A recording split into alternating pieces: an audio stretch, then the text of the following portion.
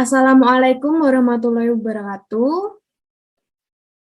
Perkenalkan, kami dari kelompok 18 akan menyampaikan mengenai proses penyelesaian perkara tata usaha negara di Pengadilan Tata Usaha Negara. Dengan anggota kelompok sebagai berikut. Yang pertama, Tadita Syafa Putri Irfansyah. Yang kedua, Sanca Rosi Satyo. Ketiga, Agustin Kesia Rosari Prayitno.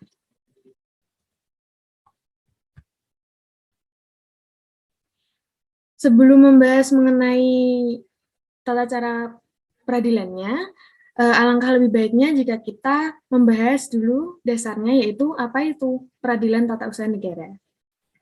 Peradilan tata usaha negara yaitu pelaku kekuasaan kehakiman bagi sengketa tata usaha negara akibat dikeluarkannya keputusan tata usaha negara, termasuk sengketa kepegawaian.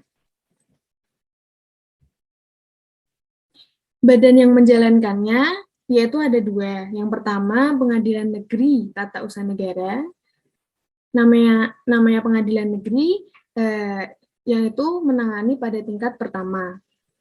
Berkedudukan pula di ibu kota kabupaten atau kota yang menjadi wilayah kewenangannya. Yang kemudian kedua, Pengadilan Tinggi Tata Usaha Negara, yang mana menangani pada tingkat banding. Pengadilan tinggi berkedudukan di ibu kota provinsi dengan kewenangan wilayah provinsi tersebut. Pada slide pertama ini ada contoh pengadilan tata usaha negara yang ada di Kota Semarang. Kemudian saya lanjutkan membahas mengenai pengadilan tata usaha negara, otomatis tidak jauh dong dari sengketa tata usaha negara. Sengketa tata usaha negara adalah sengketa yang timbul dalam bidang tata usaha negara antara orang atau badan hukum perdata dengan badan atau pejabat tata usaha negara, baik di pusat maupun daerah, sebagai akibat dikeluarkannya keputusan tata usaha negara. Termasuk nih, sengketa kepegawaian berdasarkan peraturan perundang-undangan yang berlaku. Selanjutnya, apa sih tujuan penyelesaian perkara tata usaha negara di Pengadilan Tata Usaha Negara? Jadi, Indonesia sebagai negara hukum yang berlandaskan Pancasila dan Undang-Undang Dasar 1945 memiliki tujuan dalam mewujudkan tata kehidupan negara dan bangsa yang sejahtera, aman, tentram, serta menjamin persamaan kedudukan warga masyarakat dan hukum. Mungkin dalam mewujudkan cita-cita bangsa tersebut, seringkali masih kita jumpai suatu kondisi di mana dalam pelaksanaannya ada kemungkinan untuk timbul benturan kepentingan antar warga masyarakat, perselisihan atau sengketa antara badan atau pejabat tata usaha negara dengan warga masyarakat yang dapat merugikan atau menghambat jalannya pembangunan nasional. Nah, maka dari itu, muncullah peranan peradilan tata usaha negara yang mampu memberikan pengayoman kepada masyarakat dengan tujuan menegakkan keadilan, kebenaran, ketertiban, dan kepastian hukum, khususnya dalam hubungan antara badan atau pejabat tata usaha negara dengan masyarakat yang bertujuan untuk menyelesaikan sebuah sengketa, khususnya pada perkara tata usaha negara seperti kasus penggelapan dan penipuan, pencemaran nama baik, kasus penganiayaan, pemerasan, perselingkuhan, dan masih banyak lagi. Nah, selanjutnya ada pula nih pasal 53 Undang-Undang Nomor 5 Tahun 1986 yang mengatur tentang peradilan tata usaha negara sebagaimana yang ditegaskan pada ayat 1 yang berbunyi seseorang atau badan hukum perdata yang merasa kepentingannya dirugikan atau oleh suatu keputusan tata usaha negara dapat mengajukan gugatan tertulis kepada pengadilan yang berwenang yang berisi tuntutan agar keputusan tata usaha negara yang bersengketa itu dinyatakan batal atau tidak sah, dengan atau tanpa disertai tuntutan ganti rugi dan atau rehabilitasi. Dan ayat 2 yang berbunyi alasan-alasan yang dapat digunakan dalam gugatan sebagaimana yang dimaksudkan dalam ayat 1. Boleh di next.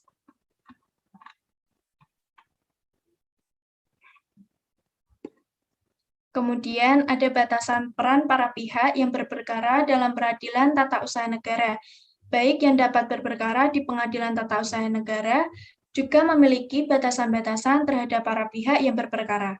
seperti yang telah disampaikan dalam Peradilan Tata Usaha Negara, di mana yang dapat bertindak sebagai penggugat atau yang dapat mengajukan gugatan adalah orang atau badan hukum perdata yang merasa kepentingannya telah dirugikan akibat dikeluarkannya keputusan tata usaha negara. Sedangkan yang dapat digugat dalam Peradilan Tata Usaha Negara ialah badan atau pejabat tata usaha negara yang memiliki kewenangan mengeluarkan keputusan tata usaha negara. Kemudian ada alur penyelesaian sengketa tata usaha negara. Yang pertama, upaya administratif. Upaya administratif adalah suatu prosedur yang dapat ditempuh oleh seseorang atau badan hukum perdata apabila ia tidak puas terhadap suatu keputusan tata negara. Prosedur tersebut dilaksanakan di lingkungan pemerintah sendiri dan terdiri atas dua bentuk. Yang pertama, keberatan. Penyelesaian sengketa tata usaha negara yang dilakukan sendiri oleh badan pejabat usaha negara yang mengeluarkan keputusan tata usaha negara. Dan yang kedua ada banding administratif. Penyelesaian sengketa tata usaha negara yang dilakukan oleh instansi atau atasan lain dari badan atau pejabat yang mengeluarkan keputusan yang berwenang. Yang kedua, ada gugatan melalui pengadilan tata usaha negara. Pengadilan baru berwenang memeriksa, memutus, dan menyelesaikan tata usaha negara jika seluruh upaya administratif sudah digunakan. Dan apabila peraturan dasarnya hanya menentukan adanya upaya administratif, maka gugatan terhadap keputusan tata usaha negara yang bersangkutan diajukan kepada Pengadilan Tata Usaha Negara. Ketentuan pengajuan gugatan dan Pengadilan Tata Usaha Negara. Gugatan adalah permohonan yang berisi tuntutan terhadap badan atau pejabat tata usaha negara dan diajukan ke pengadilan untuk mendapatkan putusan, sehingga yang menjadi tergugat adalah badan atau pejabat tata usaha negara yang mengeluarkan keputusan berdasarkan wewenang yang ada atau yang dilimpahkan kepadanya. Sedangkan yang dimaksud dengan keputusan tata usaha negara adalah objek sengketa. Penetapan tertulis yang dikeluarkan oleh badan atau pejabat tata usaha negara yang berisi tindakan hukum yang berdasarkan peraturan perundang-undangan yang berlaku, yang bersifat konkret, individual, dan final yang menimbulkan akibat hukum bagi seseorang atau badan hukum perdata.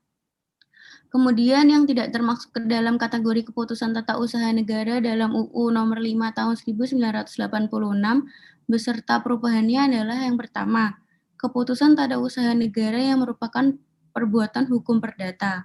Kedua, keputusan tata usaha negara yang merupakan pengaturan yang bersifat umum. Yang ketiga, keputusan tata negara yang masih memerlukan persetujuan. Yang keempat, keputusan tata usaha negara yang dikeluarkan berdasarkan ketentuan Kitab Undang-Undang Hukum Pidana dan Kitab Undang-Undang Hukum Acara Pidana atau peraturan perundang-undangan lain yang bersifat hukum pidana. Kemudian ada prosedur dismisal.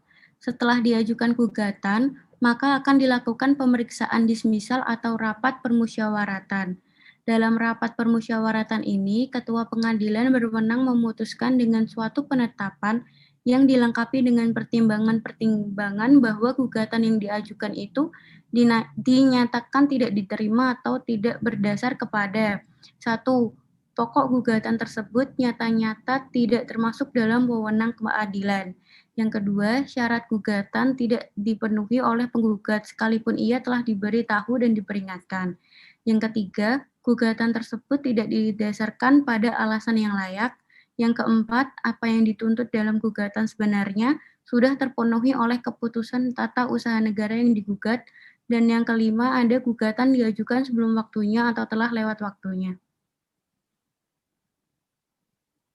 Yang terakhir ada pemeriksaan persiapan. Sebelum pemeriksaan pokok sengketa dimulai, hakim wajib mengadakan pemeriksaan persiapan untuk melengkapi gugatan yang kurang jelas. Dalam pemeriksaan persiapan, hakim wajib memberi nasihat kepada penggugat untuk memperbaiki gugatan dan melengkapinya dengan data yang diperlukan dalam jangka waktu 30 hari. Dan yang kedua, ada dapat meminta penjelasan kepada badan atau pejabat tata usaha negara yang bersangkutan. Sekian dan terima kasih dari kelompok 18. Wassalamualaikum warahmatullahi wabarakatuh.